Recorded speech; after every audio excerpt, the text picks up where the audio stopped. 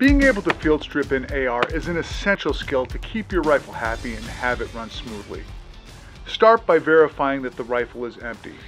Lock the bolt back and do a visual check of both the magazine well and the chamber, and do a tactile check of the chamber as well. That done, drop the bolt and put the rifle on its side.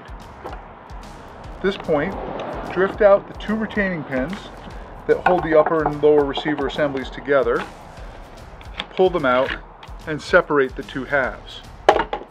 Grasp the charging handle, pull it to the rear, and take out the bolt carrier group.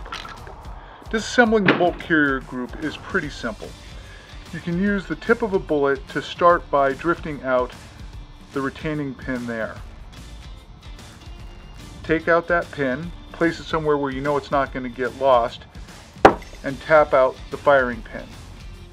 That done, compress the bolt back, push the bolt in so you can rotate the bolt cam pin 90 degrees and have it clear the gas key. Give it a rap in your hand or against a wooden surface to knock it loose, and you can pull the bolt out. These are all the components of the bolt carrier group. You can scrape carbon off the base of the bolt, check to make sure that the gas rings are staggered so that their gaps don't line up, get rid of any carbon buildup on the firing pin as well. There are a number of handy little tools out there that are designed to do this. Give everything a blast of brake cleaner to get rid of all the crud and wipe it down. Same goes for the trigger group in the lower. Don't neglect to clean it.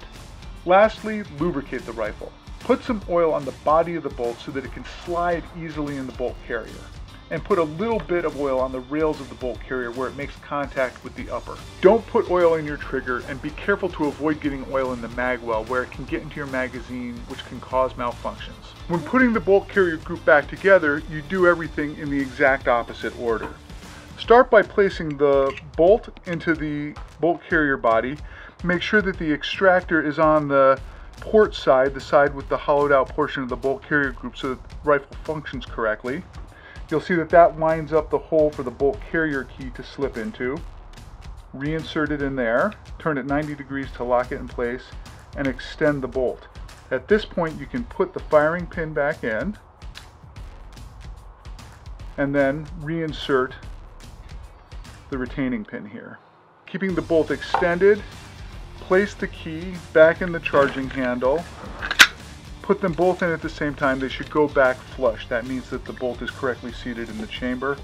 Then you can reassemble the halves here, putting the pins back together. Once the rifle's back together, do a function check. Check to make sure that the bolt locks back okay. Drop it. See that the safety functions correctly. Put it on safe. No click. Put it off safe. Click. And you're back in business.